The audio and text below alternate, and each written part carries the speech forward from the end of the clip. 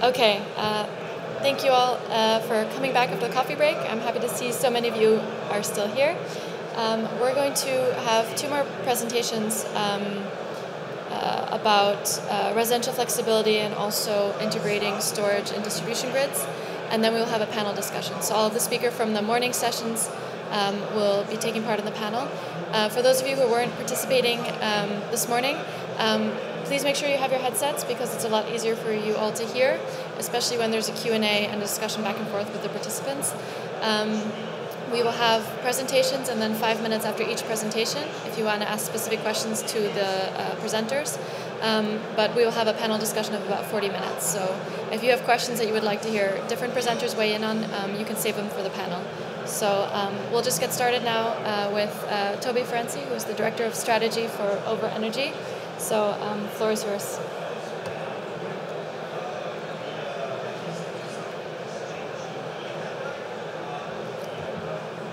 Hello.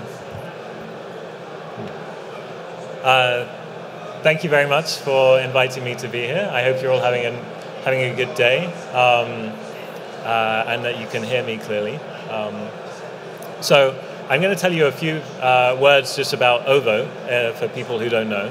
And then I'm going to talk to you a bit about some interesting results that we've obtained through some modeling that we've done with one of the universities in the UK, Imperial College, about the value of residential electricity, residential flexibility to the energy system.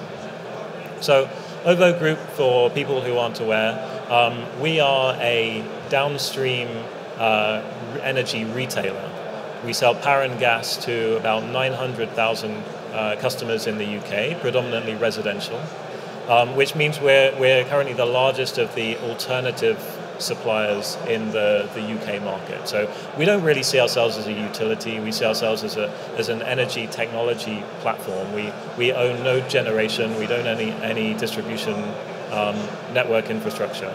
However, we see deregulation happening across European markets and an increasing role for these downstream energy retailers who have a very close relationship with their customers by selling them the energy and buying the energy on their behalf. And what we're trying to do is to kind of help our customers to utilize their flexibility and play a greater and increasing role in the energy system.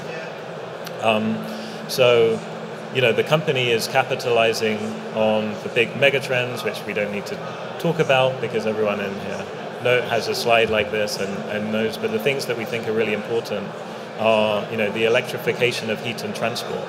You know, that means that suddenly all of the value that was previously delivered in petrol for cars or gas for central heating will shift to the power sector.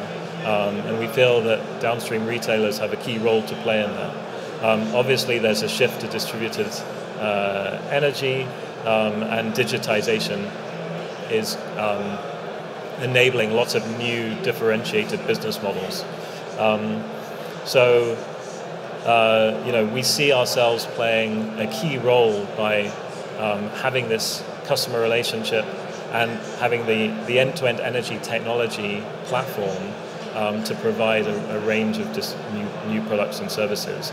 And so some of the things that this could include, things like helping our customers to have local generation, new types of consumer engagement tools.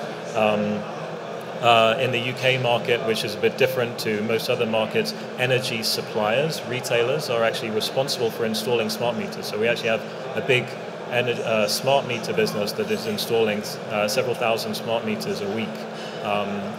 So we're actually very involved in the kind of the metering infrastructure in the UK.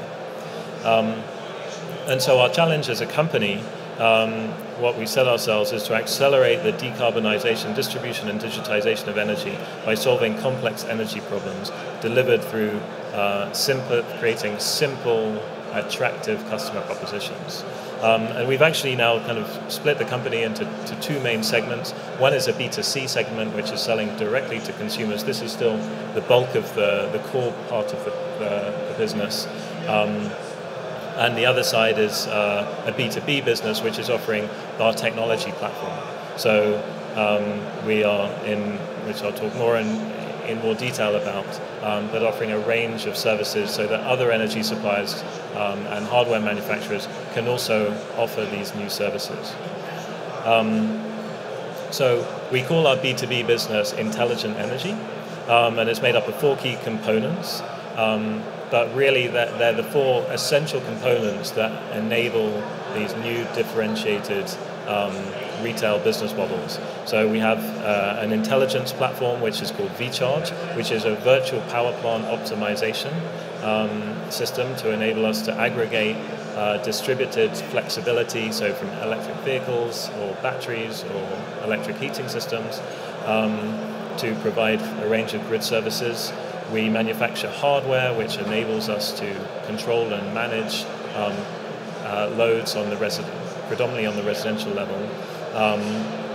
We have a range of third-party integrations with different hardware manufacturers, and we have a range of installation services. We have a network of 5,000 heating engineers, just as for example, which currently services home heating systems, and we can use this installation network to actually intervene in someone's home and install these new technologies. So VCharge, our intelligence platform, actually it was one of the first software platforms for residential flexibility. It started as a startup company back in 2011, founded by a mathematician from MIT, and it's been used to deliver frequency response and energy arbitrage in the US, actually using a combination of electric heaters and electric hot water tanks. And so we've got a lot of history and experience of taking residential loads and using them to provide grid balancing services.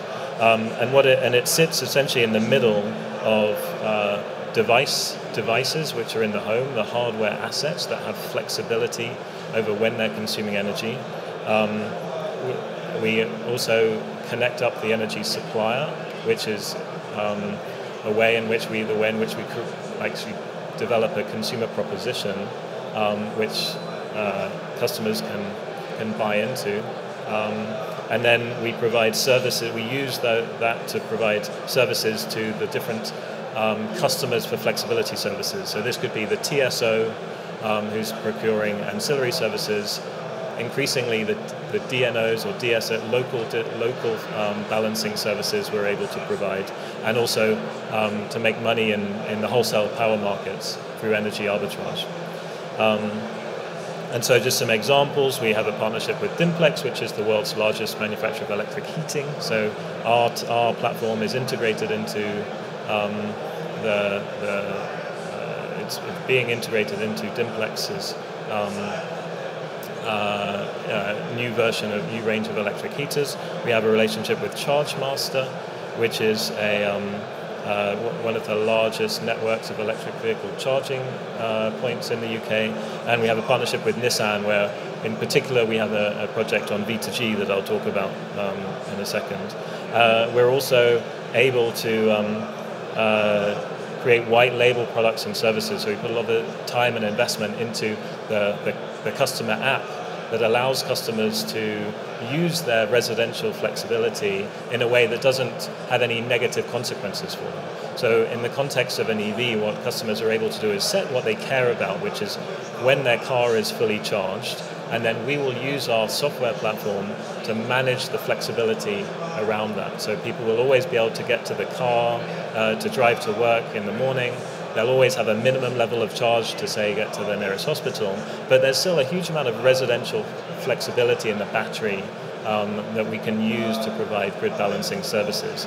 So we're all about trying to create a kind of a seamless consumer experience for people who want to give up some of their flexibility in the home. And we've been manufacturing hardware for some time now. One is just a straightforward smart charger that connects to our platform and allows us to use in one direction, controlling the power from the grid to the vehicle for grid balancing. But we've also manufactured now the world's first widely available residential V2G charger. So this is really priced and sized at a scale that could be installed in someone's home. And we have a pilot project with Nissan to install 1,000 of these at the beginning of next year. And then the final piece is this end-to-end kind of service. So we can, as well as providing the software, the hardware, the customer proposition, we can actually install the equipment in people's homes on behalf of any supplier. So we're currently in the process of developing relationships with third parties. We're not just providing this to ourselves as an energy supplier, but we're interested in speaking to OEMs and other suppliers about offering this solution. So do come and speak to me. The next thing, the second half, is I want to talk about some research that we've been doing with Imperial College in London, which is actually trying to quantify what the value is of all of this residential flexibility. So everyone talks about demand response and energy storage as playing a big role in the future, but the question is, how important really is it? What value will it play to the energy system? And so what this project is doing is some whole system energy modeling. So it's a model that was developed over 10 years by Imperial College, that models both the physics of the electric grid and the economics of the electric grid. So we can play around with different scenarios, so different generation mixes, different demand profiles, and evaluate the cost of that energy system with different technologies. And so the study that we've done is saying, well, what is the benefit of specific residential flexible technology? So if you have smart charging or V2G with a certain number of electric vehicles, what's the saving to the energy system? What's the benefit? And that's what our technology looks to do. So, but before I do, I'm just going to. This is a graph I like to. That's on the first page of the report. Who's seen this graph? Does anyone know what it is? Yeah, one person. So I will. It's interesting. Not that many of you have seen it. So this is actually it's annual average global temperatures since 1850. So every vertical line is a single year showing the temperature of the Earth in a color. And so it basically just says, climate change is real, it's happening. And a key part of why we're doing this research is that we're trying to show a way in which we can decarbonize our society, and as we'll see, for a lower cost than not. And in the UK, we have legally binding carbon targets, which is an important driver of these things. So basically, the way the modeling works, I'm just going to summarize very briefly. There is a report that's available to download online. But what it did is look at three different energy system scenarios. One that we call burning platform is kind of a steady state scenario in a few years' time, where you still have 200 grams of CO2 per kilowatt hour on the electricity system, and you've got 3 million EVs and 4 million electrically heated homes. By the way, this is all just for the UK, but the results can be generalized. So we expect we are working on European-wide results, but we expect the conclusions we expect to be similar. But this is just for the UK. We then have a kind of an intermediate step, and then our kind of future survival scenario, which basically models an energy system that has almost complete decarbonization of the electricity system, 25 grams of CO2 per kilowatt hour, 25 million EVs, and 21 million electrically heated homes. And then what we do is, for each of those scenarios, we introduce one of these four technologies. So we model what the cost is of the baseline without any of those technologies, and then we selectively introduce each of these technologies into the model, and then we evaluate what the cost of that energy system is, to then work out what the value is to the system of each of these technologies. So one is smart EV charging, one is vehicle to grid bidirectional, one is smart heating. This is basically adding some thermal storage and intelligence to the electrically heated home. So we have 3 hours of thermal storage for each electrically heated home. This could be in water or bricks or phase change material. And then we add residential batteries to 2 million homes, and we see what the energy system benefits are of each. And then the last one is where we combine all of these technologies. And so please do read the report to get the full results, but I'm just going to summarize the two main takeaways. How am I doing for time? Yeah, okay, a couple of minutes. So basically the first finding is that if you compare, if you just look at the scenario that has the highest level of ambition, so completely decarbonized electricity system and almost complete penetration of EVs and electric heating, and then you can take the baseline, which doesn't have any of those smart residential flexible technologies, and you compare it to the solution that has all of those residential technologies, you get a saving of £7 billion a year saving to the energy system. And that saving is coming from two main things. One is if you've got this residential flexibility, you need to invest less in building out network infrastructure. So less spend on the transmission grid, less spend on the distribution grid. And you're also able to make better use of renewable energy, which means that to hit the carbon target, you haven't had to need as much high-cost, low-carbon generation.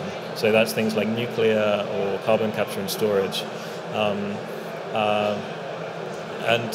So that's that's an annual number. So £7 billion a year coming from residential flexibility. It's obviously you don't get those savings until you have an energy system with more renewables. But it says to policymakers, there's a real saving, there's a real economic benefit for having this. So, this is kind of breaking down where those savings are coming from. There's more details in the report. And then the second finding we did is we looked at the whole energy system cost. So not just the cost of the electricity system, but the cost of delivering fuel for vehicles and gas for central heating. And what we found is that if you look at the whole energy system cost, obviously what we're doing here is we're shifting a lot of the energy demand to electricity. So we're having to spend more on our electricity system. So the cost of the electricity system is considerably more in this highly electrified scenario. But you are saving on the cost of petrol, and you're saving on the cost of gas for central heating, because you're eliminating those two types of fuel. And we also include a moderate cost of carbon, basically what we forecast carbon credits to be out in 2050. And what it shows is that our electrified and decarbonized scenario is cheaper to run on an annual basis than our kind of business as usual scenario. So I guess if there's one key takeaway, it's that by incorporating this residential flexibility, you can have mass electrification of heat and transport powered by renewable energy that's actually cheaper than a kind of business as usual scenario. And I think there's this growing consensus around the world that the easiest way to decarbonize our society is first to decarbonize electricity through renewables, and then to electrify everything.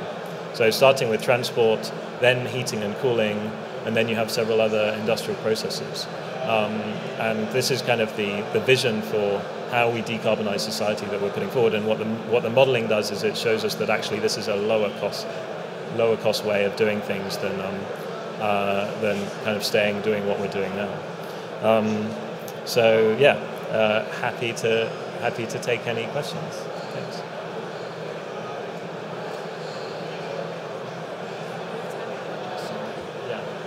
So we have time for like one or two questions.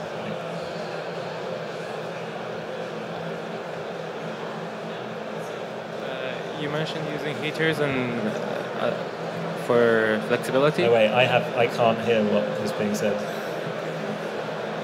Maybe, do you hear me now? Or? I've got some headphones, one sec. Hello? Can you hear me? Yeah, I can hear you. Perfect. So you mentioned, for example, using heaters for flexibility. What other appliances do you see have a potential to be used?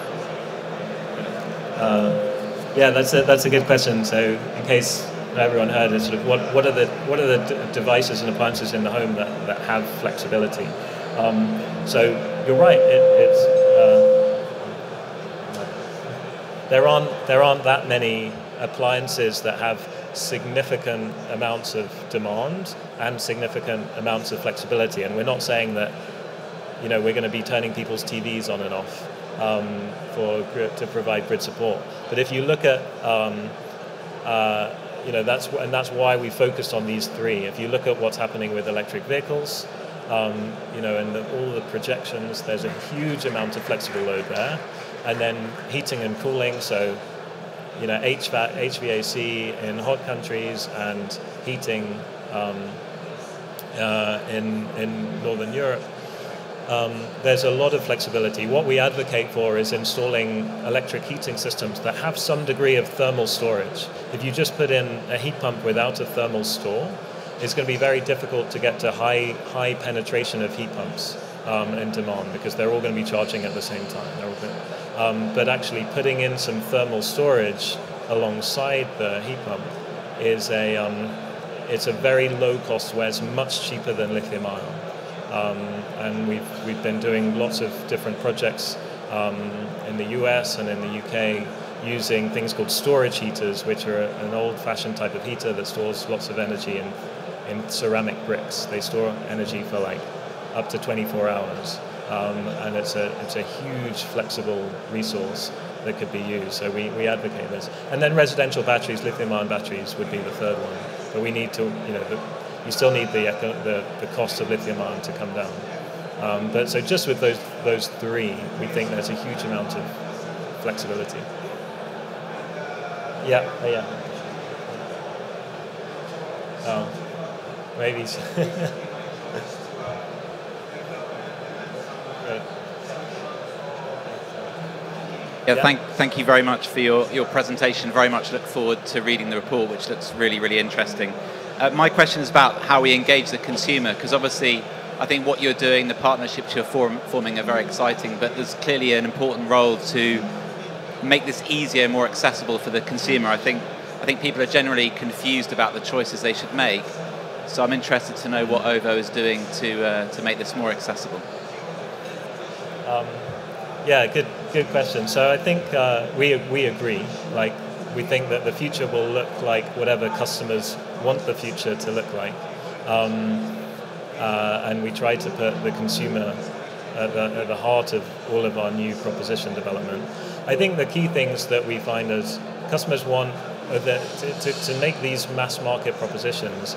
We feel that we need to make things really kind of straightforward and take the hassle out of it. So we often get asked about time of use pricing. We're going to create pricing signals that encourage customers to turn things on and off at different times of the day.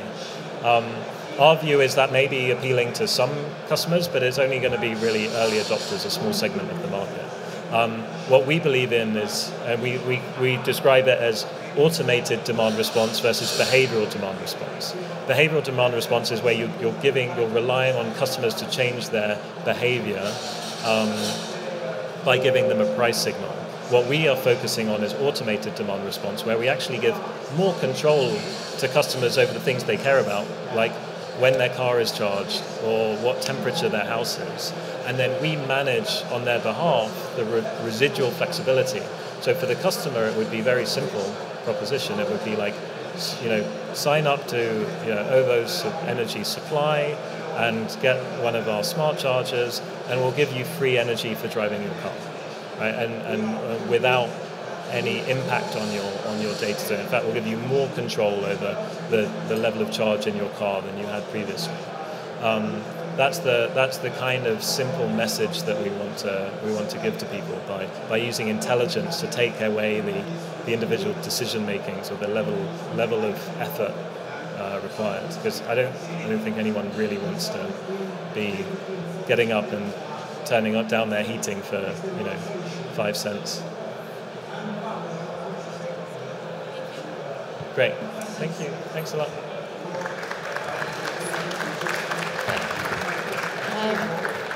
So in the interest of time, we'll move on to the next presentation. If you have questions, you can save them for the panel discussion that we'll have after. So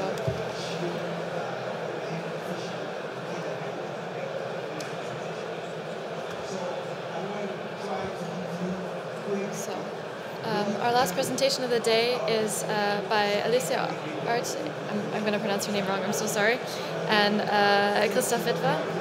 So they'll be presenting the NETFFICIENT project. So please go ahead.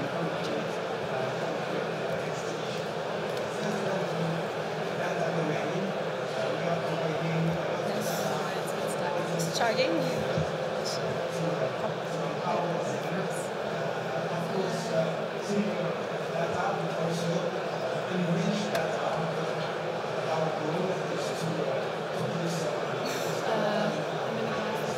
Okay.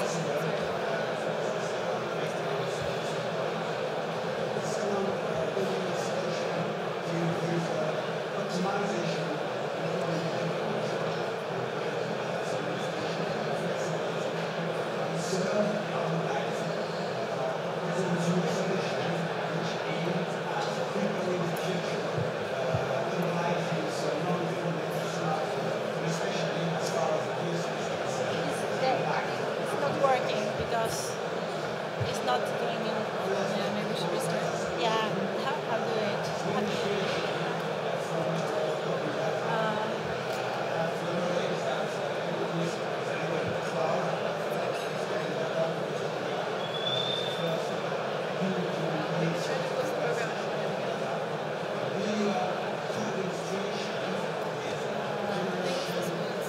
Okay, now, yeah. Okay, good. You can use that mic, or you can use this one. Okay, I will do this. Okay. Hello, everybody. Sorry for the technological problems. We are going to present the NETFFICIENT project. I'm here with my colleague, Professor Whitwer, and we are going to present our experience in the NETFFICIENT project, which is ACE 2020 project funded by the European Commission in the pillar of energy. This project is mainly focused on the deployment of heterogeneous storages in different levels of the grid. So we have storages at low voltage level, I mean domestic storages, and also we have storages in the medium voltage. So we have application behind the meter and from the meter.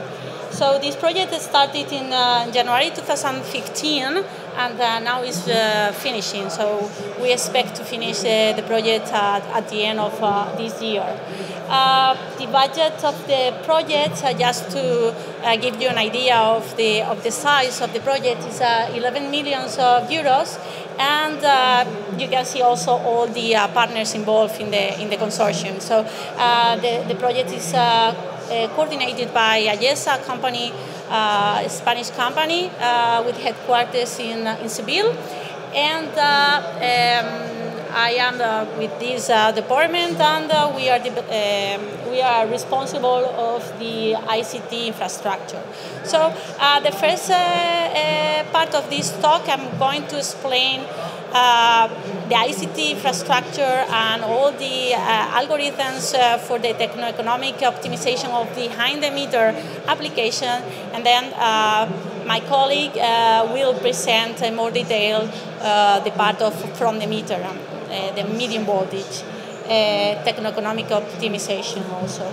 So getting into the detail of the pilot, which I think also is really important to have in mind the project. We have, as I mentioned before, different storages deployed with different technologies. We have a very big storage from the meter with 1 megawatts of lithium-ion battery and supercaps and hybridization of both technologies. And then behind the meter we have different storages deployed in buildings, 5 buildings and 40 houses. Also we have storages in the public lighting of the pilot, which is, I didn't mention, but it's in the north of, in an island in the north of Germany, in Borkum. And also we are controlling the heating cooling of a public facility in the same island. So one of the main drivers of this project is all the ICT infrastructure that we have designed, developed, and deployed in the project. So we built several components that we need in order to be able to go to different energy services. So the idea the idea behind the project, or the approach of the project, is to deploy. To go to the best energy service. To provide the best energy service, but also automatically control all the assets. Okay, so in order to get to this target, we designed this architecture for the algorithms, because we need a very important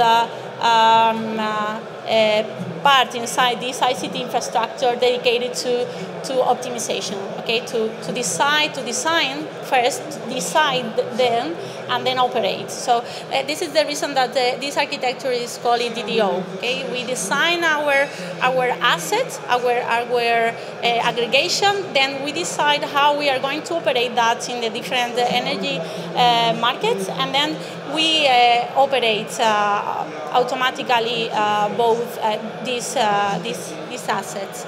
So in the top level, as I mentioned, we have algorithms to decide what type of customer we need to aggregate, which is the most convenient aggregation to get the best profit. Also, we decide the infrastructure, the sizing of storages and the type of storages that we need to deploy the different for the different customer profiles, and also we can decide how will be the contract conditions for our aggregation. What is the amount of money that we are going to charge to our customers, and what is the amount of money that we are going to give to our customer for belong to our aggregation. Then, when we decide this configuration of the grid, what we have is an algorithm that decides what is the service that we are going to provide. So in the project, we are designing, we design several different energy services. We go to the day-ahead market, but also we can do simultaneously demand response operations.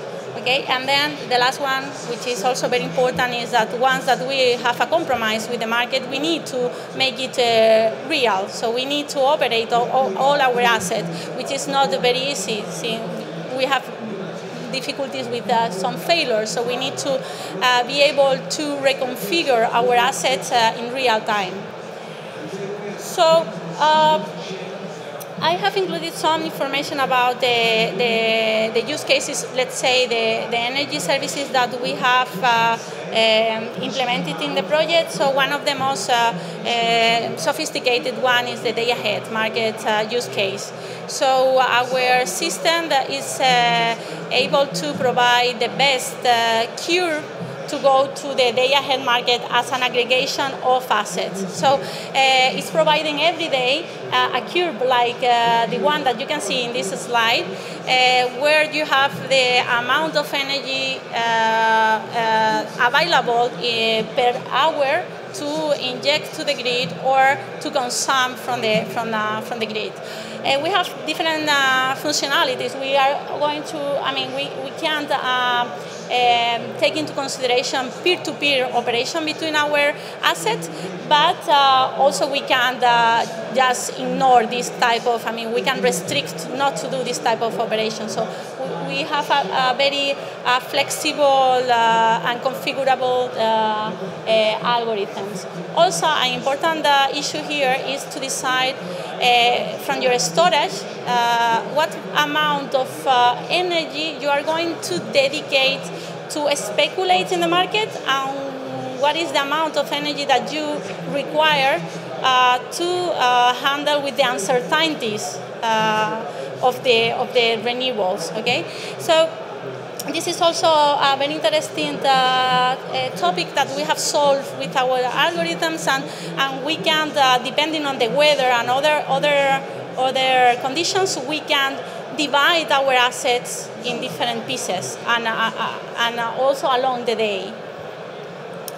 As I mentioned, also we are able to simultaneously provide demand response services. So we can recalculate our day ahead curve, I mean our optimal operation to consider some specific maneuvers, let's say in this way, maneuvers of demand response to reduce peaks of consumption or to increase some points the consumption according to the requirements of the market. So also apart of that, we have implemented other use cases, less sophisticated, because they don't require too much computation, but also required for operating our assets. For example, to do maneuvers with a state of charge of the batteries, like in aggregating weight or individually, and also demand response maneuver without optimization. Okay, so we can decide to do some specific operation in one time previously determined. So I think this is pretty much what I wanted to talk about behind the meter. So now I give the floor to my colleague.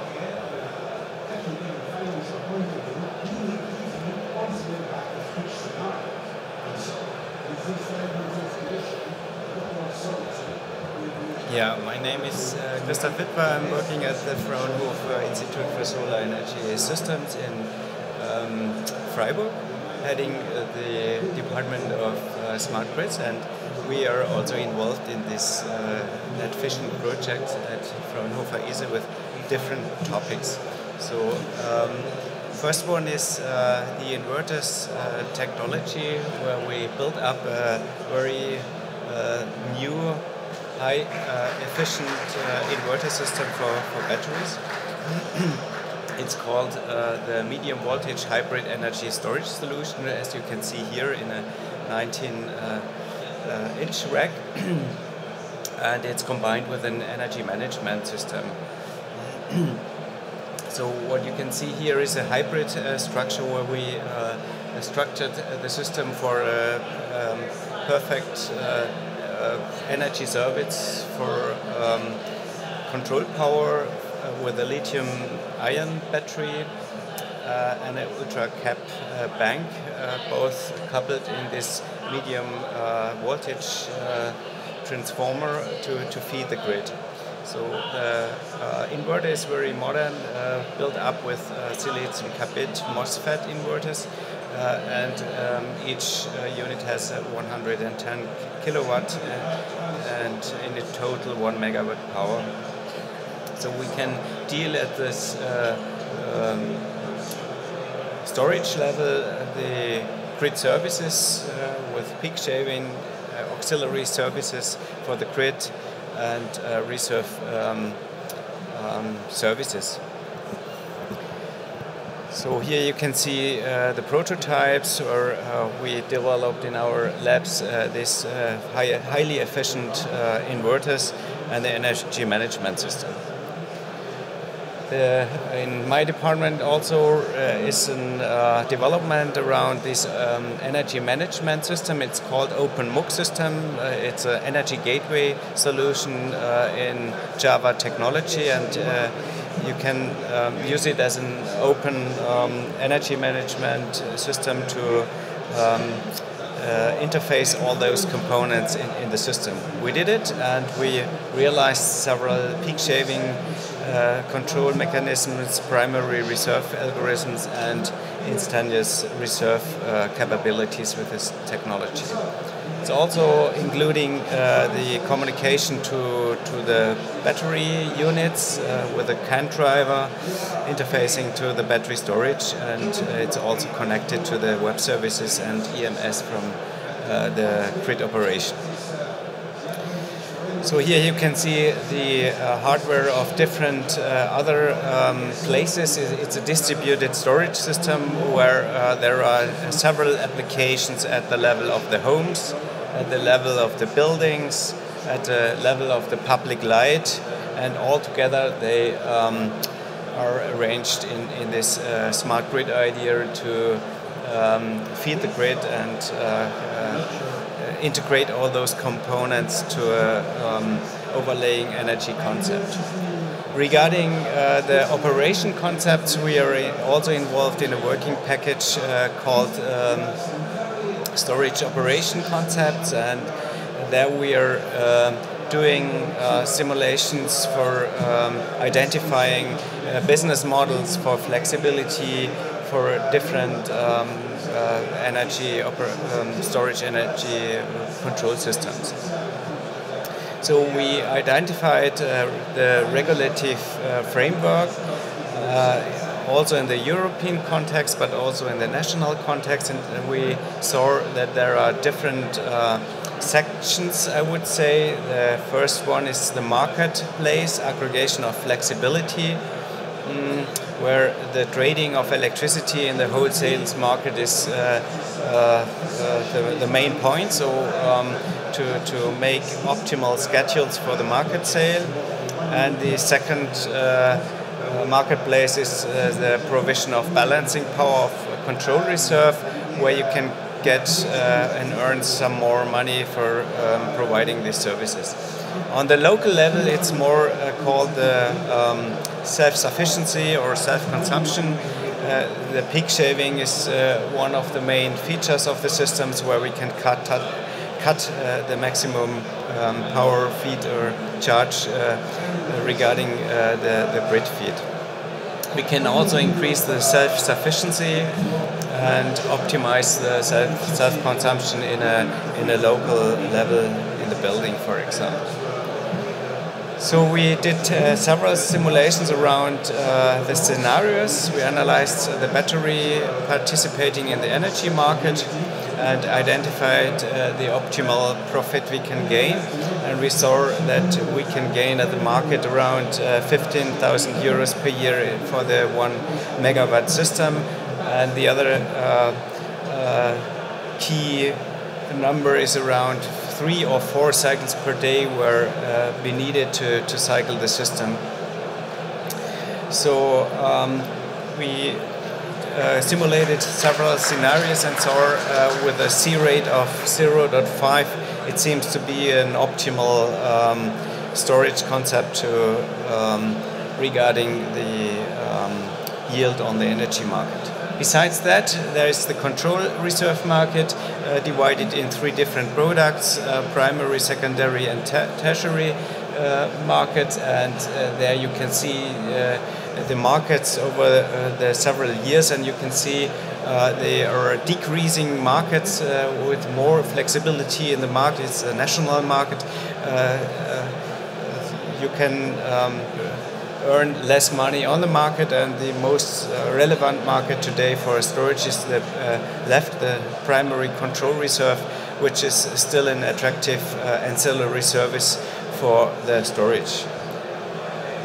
So regarding the peak shaving, it limits the maximum value, positive or negative, of the power flow between consumer generator and the public grid. And it requires an intelligent control and forecasting for your consumption and your generation. It's a very important feature. You can see a PV battery system which realized the peak shaving. In the left chart you can see the typical situation in the morning where the sun is shining, the system is charged, and the peak is arriving at noon, and the system feeds completely the maximum power to the grid.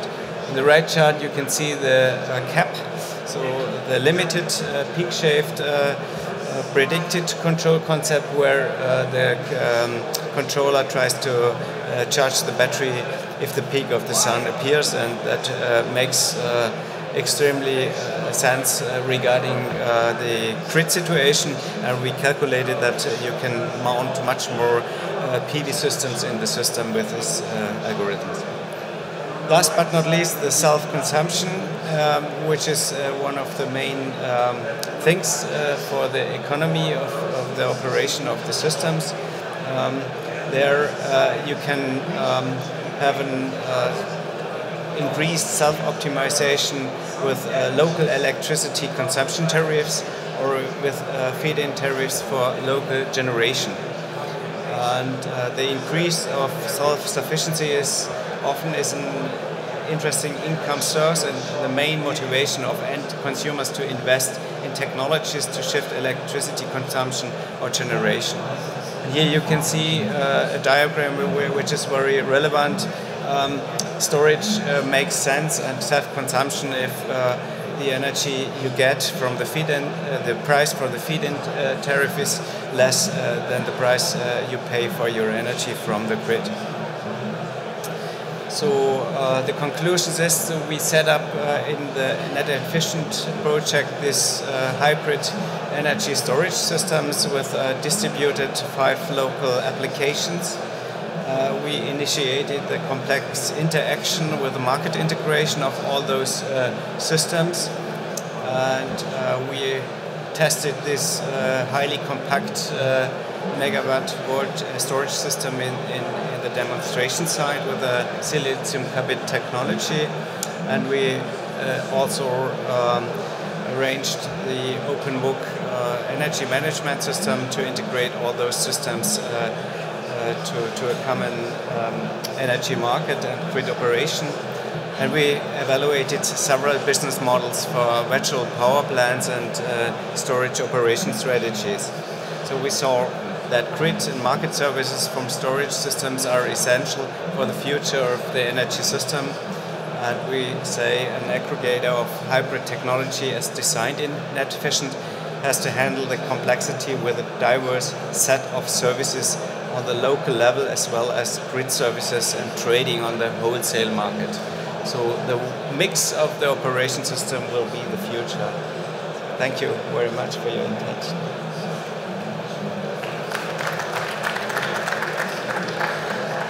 Thank you. If you have a burning question, we have time for one question. And if not, I suggest we go to... Yes? Okay, we will go to the panel. So if I could ask all of the speakers from the morning session to come to the stage.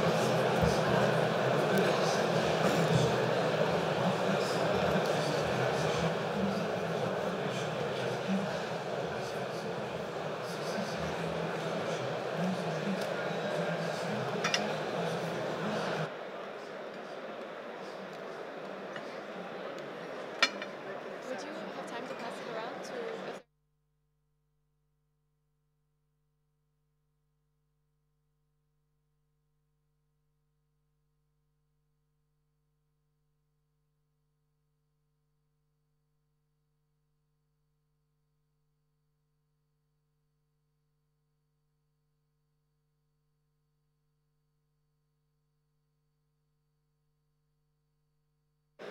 Okay, I'm not sure everyone who is here now was also in the morning sessions, so I suggest we start with a quick introductory round of the panelists, and then we will turn over to questions from you. So our helper here will throw the cube.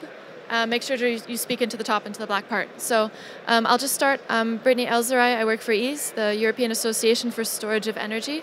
We're a Brussels-based industry association representing the energy storage sector. If you want to find out more about us, you can head to our booth, which is just behind that way. So, Patrick Judge, Vice President, Business Development Innovations. I work for Hydro-Quebec. We have a Center of Excellence for lithium-ion research. We also deploy grid solutions, storage grid solutions on our network.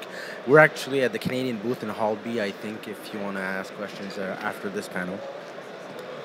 Nicolas Peunier, I'm in the strategy department of GRT Gas, a gas transmission operator, so linking demand to in particular to the storages in gas, and we have a common booth with GRDF over there.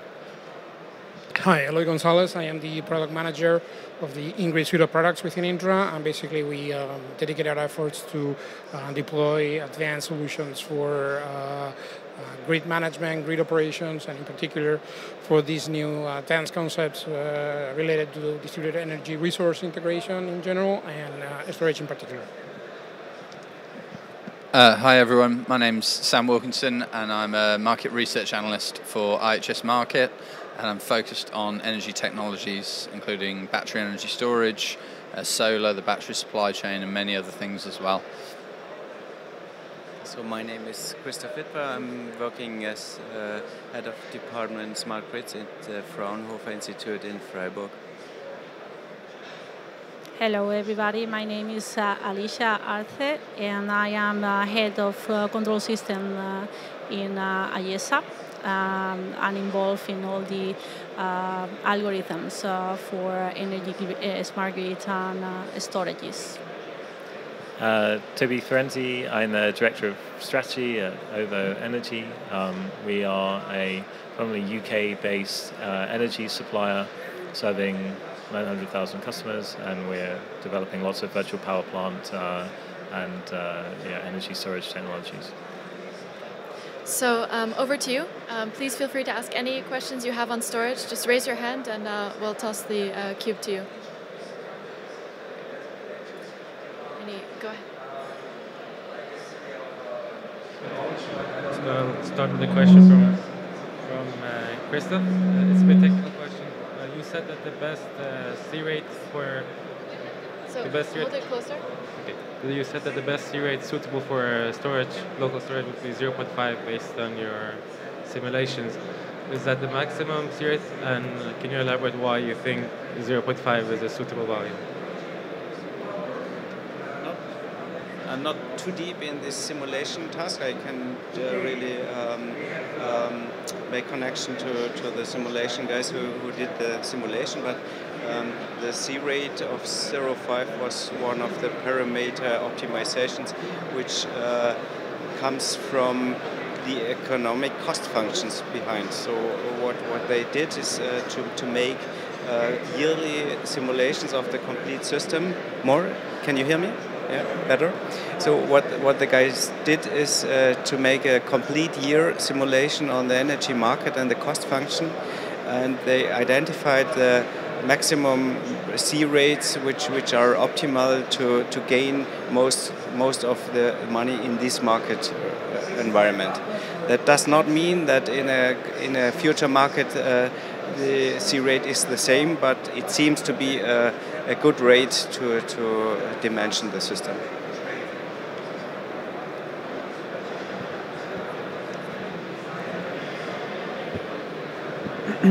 Yeah, so also for you, so you were showing your results, talking about around 15,000 euros of profit per year with the 1 megawatt system.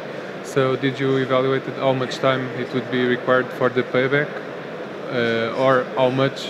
Obviously, for sure, it is much more time than the life cycle, the time of the battery. But how much would the lithium ion would have to decrease to have a payback in 5 years, for example?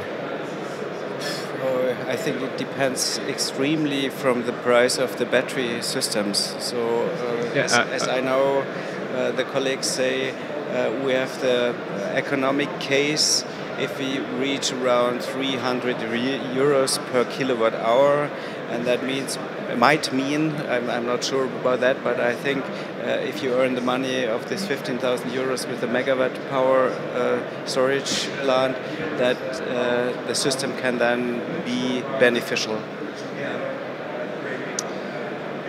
Okay, thank you. Are there any other questions? Okay, I'll dive in with a question to the panelists. One of the big discussions we're having in Brussels related to the clean energy package is the ownership of storage by TSOs and DSOs. So it's a very complicated discussion with a lot of diverse views, and I wanted to ask if you would like to weigh in on your views on whether storage should be purely market owned, a market player, or whether there should be some circumstances in which transmission system operators should be allowed to own and operate storage. So, anyone would like to weigh in? So, in the UK market, the regulator has been very clear that for electricity storage, this is not something that the network operators should be participating in, either as an owner or an operator. And we, as a energy supplier or a service provider, agree very much with this decision. So, if you want efficient and effective markets, you need complete unbundling of network ownership from network utilization. And we see that kind of operating a battery is very much the work of an energy network user rather than an owner. So yes, we think it's really important. What we need to, and if you just think about logically and practically why it makes sense. If you have, we've separated out the transmission network ownership from the distribution network ownership. And if you have storage operators, distribution network operators installing storage to serve the distribution network, they then won't necessarily be providing services to the TSO. And that's why we think if it's separate, then a battery can be, the economics of a battery will be much more favorable, because you can provide a range of different services, whether it's at the local level, the TSO level, or actually in the wholesale energy market. So we think it's a very important distinction to separate out operating it and owning a battery. Maybe just as a different point of view coming from gas industry, our colleagues in gas storage, we are very much operating under a merchant market-based system, and they've been really under stress in the last few years, and this forced them to think, what is the value of the storage? Where does it come from? I don't know if you are familiar, but they had a picture of an iceberg where the tip of the iceberg was what they call the extrinsic value of the market, of the storage, what the market is ready to pay and has instrument to buy or to hedge. Typically, you can buy a summer-winter spread 1 year in advance. So that's something where it's marketable. However, we see that there are other parts of the storages which represent different values. They help the system, the gas system in particular, but our colleagues of RTE in France are also considering using storages to replace building lines. That's a project they call Ringo. Just go on their booth and they'll explain you. And then there's a security of supply issue. Do you, in case of breakdown or default, what is the value of having it? And in the same way that if you were not forced, you probably would not pay your automotive insurance. Some part is somehow brought back into the system, and what we see in France is the regulator and the state has that the tariff of TSO is carrying a value of the storage, and to a level that will represent roughly a big part of their revenue, I would say 80%. So some part of the value of storage are not easily recognized by the market, and in that sense, I don't know who shall operate them, but at some point it's carried and socialized in a tariff, which might not be everything, I agree with you. So there's a sort of sweet point to find, which is probably why the discussions are so fierce in Brussels. I would just add, totally agree with pretty much everything that Toby said, but there is like one specific application where it becomes a little bit more complicated, and that's where energy storage is increasingly being viewed as an alternative to a grid upgrade. So there are many cases where the grid is unstable or needs a very expensive infrastructure upgrade in order for it to provide power to maybe a growing city or a growing town or a remote village. and in many cases actually adding a battery in order to be able to maybe store some of the power locally so that that line doesn't need to be upgraded, can be a very, very economic alternative to building that new piece of transmission or distribution line. So that it becomes more complicated there, because maybe then that becomes the DSO or the TSO's decision to make that investment, to own that battery, because it's an alternative to building the lines. And it's not so much a market service or a service market, whichever way you want to look at it. So that's a little bit more complicated in that particular example. But as long as it's a market where people provide services, then I agree that it's probably best that owners and operators are separated from the transmission and the distribution system. Well, I would tend to to disagree. Well, I agree with your last point, obviously, but as a utility, I think at this point in time, and I mean at this point in time, I think these assets need to be owned by utilities. And I will speak for North America and in the Northeast also.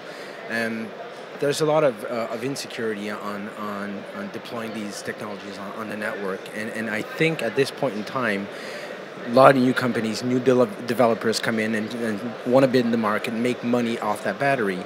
But the first objective is to have a reliable network. Let's not forget that before we go to decentralized generation and whatnot, there's going to be a shift in time, and if we want this storage technology to work, to be common knowledge in the industry, I think utilities need to own these assets and operate them.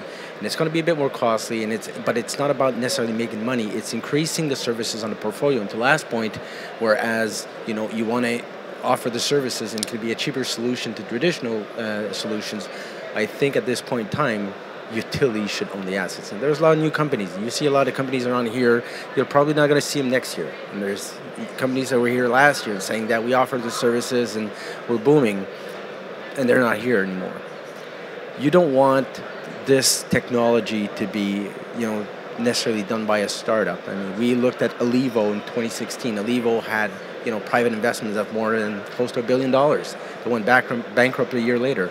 When you do these types of things, and we look for 20 years, 10 years, and for utilities, 20 years is quite a short duration, I think we should focus, well, I think utilities, and that's Hydro-Quebec's strategy, is have these batteries and own them ourselves. I would like to, in my case, I'm like a little bit in between both views. I mean, I agree with you that right now many utilities are looking into these assets as something that is important for them to maintain security, resilience of the grid, and we must not forget that. Of course, the market is going towards deregulation in general all over the world, where more and more we are going to see these independent actors being, providing these kind of services. But the point right now, I think, is that, and I tend to side with the view of the utilities, is that we don't have the necessary infrastructure right now. And in particular, the ICT infrastructure is not ready for these third parties to be providing these kind of services in a reliable way. Okay? Because you need basically the type of control that you need is basically immediate control in order to maintain the resilience of the grid and the safety of the grid. So there's still things that need to be overcome in order to reach this final vision as to these third parties being able to provide these services. Okay, so that's why I am a little bit in between those views. Maybe just because it's a good, interesting debate point, and there are quite a few utilities here. So I guess our position is that to Sam's point as well, like, we're not saying we don't think that storage should be used, in the case as an alternative to grid upgrades. Absolutely, but there's a question of is the use of the battery something which is procured by a utility? So a utility can choose to buy a service from a battery operator and provider as the alternative. They don't need to own it themselves. They can just procure a service as that alternative. So our view is that market-based mechanisms can absolutely provide reliability. And if you have the appropriate pricing signals, if there's a contract there that says we will we will compensate you for the value that you're providing, you're then creating a very stable company, right, in your supplier, because you're providing a long-term, certainty. So it doesn't need. There's nothing in these arguments, I think, say it has to be owned by the utility. And in fact, and I would say probably that the technologies are around there. I think we need a cultural shift that says so grid operators and guys in the control room trust either demand response or a battery in the same way they trust a CCGT. But there's a mind shift there as well as the technology. And I think the more that utilities start to procure these services and regulators incentivize utilities to procure these services rather than just continue to build infrastructure, then the faster you'll get there in terms of, it's like a chicken and egg thing. If you don't start procuring the services won't materialize. So in the UK we have a little campaign called Flexibility First, where we're saying to the regulator, you should push the utilities to always procure flexibility before investing in the network. Maybe just to build on that, some of the flexibility is market-basable, and some is, if it comes to optimization, short-term thing, it might be the case. If it's long-term security of supply, I would tend to say it will be, at the end, paid by the utility, and then the question of ownership comes, who is cheaper, and the rate of return of utilities is different from the rate of returns of market companies.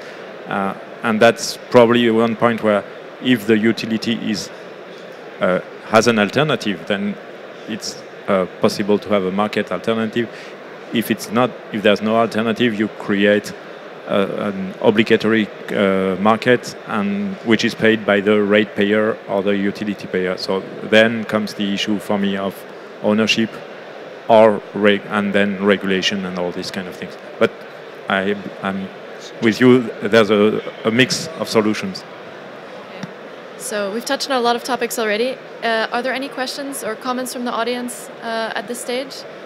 Otherwise, I will ask. We heard a lot of different presentations, a lot of different viewpoints on storage, a lot of different aspects were covered. I would like to hear from each panelist if you could change one thing about the market design, the regulation, the financing for storage. One thing. What would have the biggest impact on the storage sector? Would it be long-term contracts for different services, ownership, financing issues, a shift in mindset? One idea from each speaker. Maybe we can start with. Sorry. Okay, good question. So, in our experience in the NETFFICIENT project, and as a responsible of the optimization of the services, in my opinion, the market is not ready for aggregation of storages. I mean, so I think that the market is not ready for the potentiality of these storages, all the operation that they can provide. So I think that the thing that I could recommend to analyze is to change the market in terms of use the powerful of these devices in different levels of the grid. So this is my recommendation.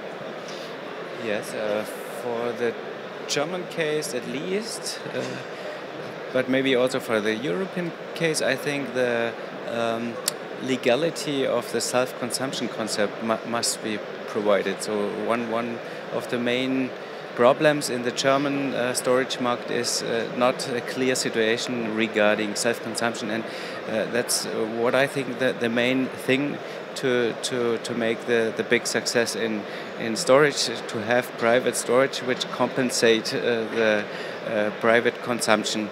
And maybe for sure the next step is the market.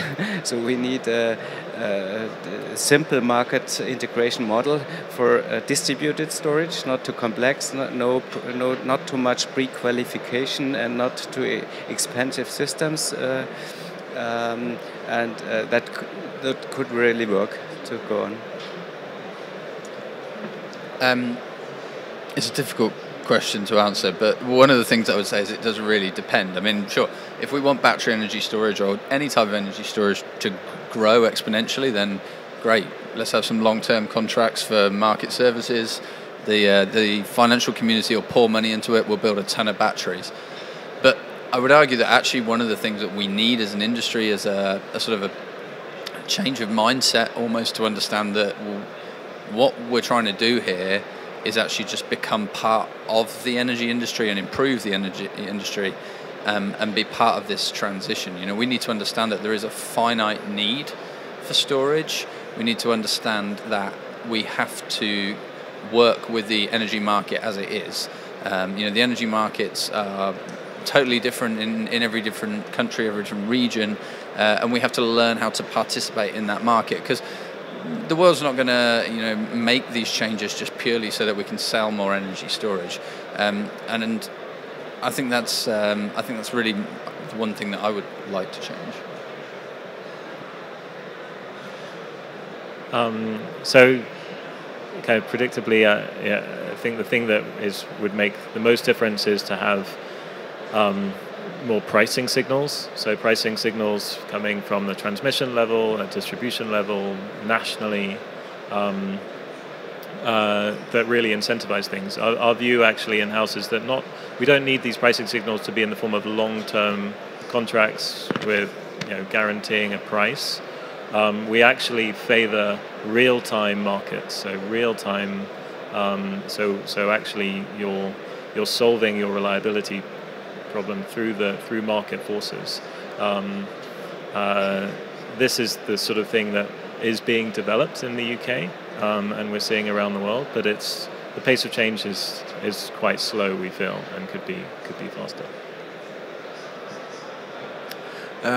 I think we need to take this question into the market. Obviously, if you're in North America, India, or it's a question of context. As a utility, I think we're not a startup. I think the first point is patience. I mean, there's no rush. I think storage is here to stay. In next 100 years, we're going to have storage, you know, chemical, mechanical. You know, we didn't think you could store energy 50, 100 years ago. Now we can, and we know it works. And proven track records, and we see growth exponentially in these different markets. I mean, the FERC 841 is a good example of, you know, regulations pushing, you know, storage to be able to participate in ancillary services in the U.S., and it's going to happen. But, you know, utilities drive this business right now, and they're resistant to change. A lot of it is rate-based. It's a different business model that is coming into play. But they're still the major players in moving the electrons. It's going to take patience, and there's no rush. If it's here for 100 years, this is not a trend. It's not something that's going to go away. But it needs time. And as we put storage, and let's look at lithium-ion, we need to think about the environmental impact of putting lithium-ion storage. You're deploying 100 megawatt projects. That's, you know, millions of cells that environmentally need to be disposed after year 10, year 20. Nobody talks about that right now, but if you're deploying these cool sites, eventually you're going to take them out. Where do you put them?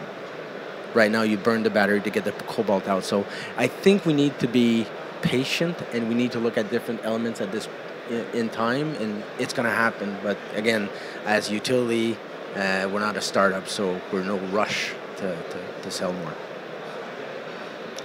So, as playing the gas part, of course, getting our colleagues from the electric grid to express and be able to value the storage and the flexibility is definitely one part which will help the sector coupling, because then it will be information which will be interesting for us, and distinguishing the different values and types of storage. Do I store for a couple of hours, couple of months, in case of 1 in 20 cold year, and probably there's a set of solutions. I agree with you, and I think that's what is doing also, seeing the different types of storage, what they provide as a service and what they provide as a service to the grid. So my take would be that the electric utility colleagues identify the value of storage in the different sorts of storage. Okay, in my case, I mean, I tend to agree with everything that has been said. Okay, already, I would say that probably the way that I see things, I mean, one of the major stoppers right now probably is to have a clear regulatory framework. Definitely, there is something about changing the mentality of the whole energy industry and knowing that the storage is here to stay for long term. This is going to be a key asset for these future energy markets, and there has to be investment in there. But in order to have this investment and in order to have this money put into these disruptive technologies, which are probably going to change the face of what the technology is right now. I mean, look at the things that are being done right now with graphene and some of these on some of these materials, which promise the moon in certain cases, right? But I will say that what prevents now a lot of these new technologies and the advent of these concepts is to have a clear regulatory framework, a clear basis for everybody to know where the money has to be put and in which direction we have to go.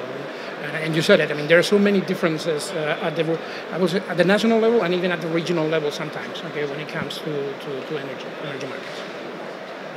So a lot of good points. Thank you very much. We have time for one final question, but I don't see any. So I would like to thank all of the panelists and speakers for their really interesting presentations, and all of you participating for your attention and your interest. And I hope to see you all around in the next 2 days.